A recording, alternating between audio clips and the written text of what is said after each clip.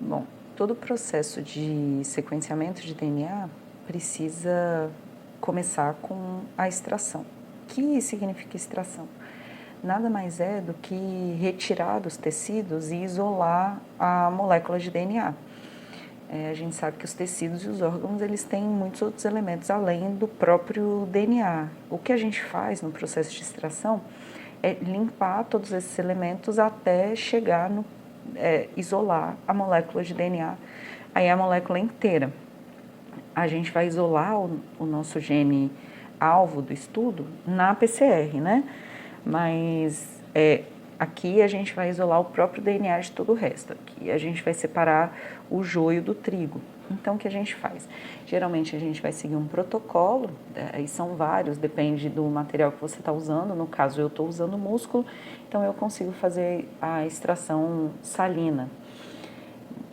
Mas existem kits, né, que também são possíveis ser usados dependendo da degradação do material, se for sangue ou se for um material muito degradado. E aí o que a gente faz com o músculo, então, para extração salina? A gente pega, né, então, um músculo, pode ser aqui uma nadadeira de um animal, ou um fígado, enfim, qualquer músculo, e picota. E aí a gente vai colocar num tubo estéreo, né, um tubo limpo, devidamente autoclavado e tudo. E tudo isso a gente faz com material esterilizado. A gente esteriliza com hipoclorito, álcool e depois flamba, né, passa o foguinho. E aí todo esse tecido picotado a gente vai colocar aqui dentro. Depois disso, a gente vai usar concentrações específicas dos reagentes, conforme o protocolo. No protocolo aqui, ó, essa etapa 2, a gente vai colocar o buffer, que é um tampão que vai estabilizar a reação. O SDS, que é um detergente, o que o detergente faz com a gordura, né? Ele limpa, então a gente não está querendo acessar o DNA está dentro da célula e a célula é protegida por uma membrana lipoproteica. E aí, a estrela da noite é a proteinase K. Então, o que é? Tudo que termina em ase, né, vai ser uma enzima. E aí, essa enzima, ela degrada a proteína. E aí, nada mais ela vai digerir mesmo todo esse tecidinho. Eu vou colocar esse tecido hoje com toda essa solução no banho seco, né, numa estufa, que funcionaria como um banho seco, a 55 graus, e vou deixar 2 horas para essa proteína degradar e eu conseguir, depois, a partir das outras etapas, aqui conseguir isolar o DNA do resto do material. Então, é basicamente isso que eu vou fazer nessa primeira etapa. As próximas etapas nada mais são do que limpar e isolar o DNA do resto que for sobrando. Bem, aqui já 2 horas depois, né? Tá vendo? O tecidinho já tá todo digerido. Alguns têm um pelletzinho, né, embaixo, mas o tecido já tá bem digerido. Aí a gente centrifuga a alta rotação, né, por 5 minutos, e aí passa o que ficar, né, o sobrenadante, a gente chama de sobrenadante, num tubo novo. E aí todo aquele material que a gente não quer, né, que não é DNA, mas que é todo o restante, vai ficar embaixo. Deixa eu ver se eu acho. Aqui, ó. Ele vai ficar embaixo e só o sobrenadante eu vou jogar num tubinho novo. Aqui.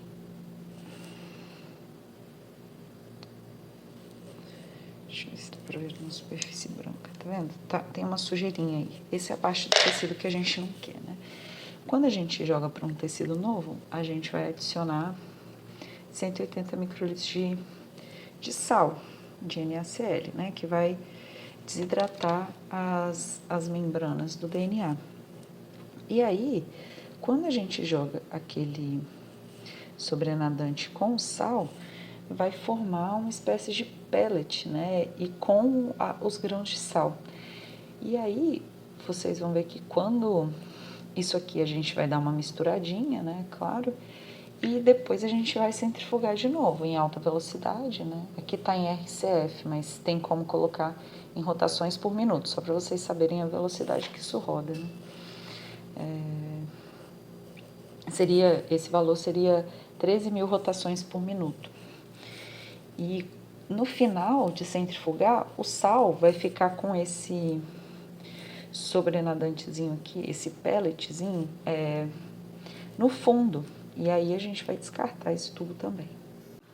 Então, nessa etapa, uma coisa importante de se observar é que tanto quanto aquele precipitado, quanto depois de misturado, tá vendo aqui? Eu já misturei. Eu peguei esse outro bloco, coloquei em cima e inverti 50 vezes. Isso aqui tem que ficar branco. Se não tiver branco, o NaCl, né, o sal, ele tá velho e pode dar problema nas reações, né? O sal, ele tem que estar novinho para dar certo. E aí eu vou colocar de novo para centrifugar aqui. Então, o que acontece nessa fase? Enquanto o material precipitado está centrifugando com o NaCl, eu enchi os tubinhos com isopropanol 100%. E esses tubos, eles são os finais. Então, é bom colocar toda a etiqueta, a identificação final mesmo. Aí, aqui, o que eu costumo colocar? Eu coloco o número da extração, né? Então, essa é a 6ª extração. Esse é o 17º animal. E aqui, o código do gênero. Então, o L seria do gênero e da espécie, né? Então, aqui seria o gênero e o CA seria o epíteto específico. E aí, só que o que acontece? Como ali vai centrifugar só 5 minutos, não dá tempo de você escrever etiqueta e encher os tubos em 5 minutos, assim, pelo menos é humanamente impossível. Então, o que eu faço geralmente, eu etiqueto todos os tubos antes de começar a extração, ou no dia anterior, ou antes mesmo de começar o processo, a etapa depois que passa incubando na estufa, né? Como fica 2 horas lá, você tem tempo de fazer tudo isso, etiquetar os tubos e tudo, e já deixar no congelador para ficar geladinho. Porque depois, o que vai acontecer? Eu vou pegar o material que está lá nos tubinhos e vou transferir tudo para cá.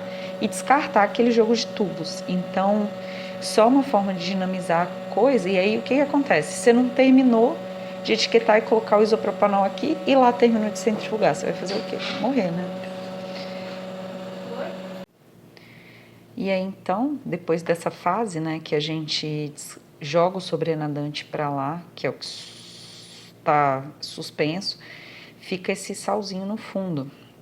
E aí é o tubo que a gente descarta, né? Que a gente descartou.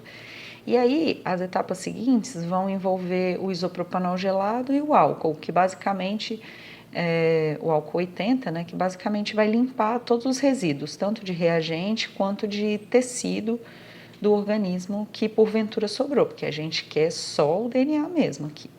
E aí, basicamente, são essas as etapas. Acho que eu falei basicamente tudo. E aí depois, no finalzão, a gente retira todo o álcool, a gente vai descartando, né, o etanol e seca os tubinhos na estufa, 55 graus, tem que estar sequinho. E aí, no final, a gente ressuspende o DNA com água. Essa água tem que ser ultra pura e a gente vai ressuspender esse DNA e gelar ele, porque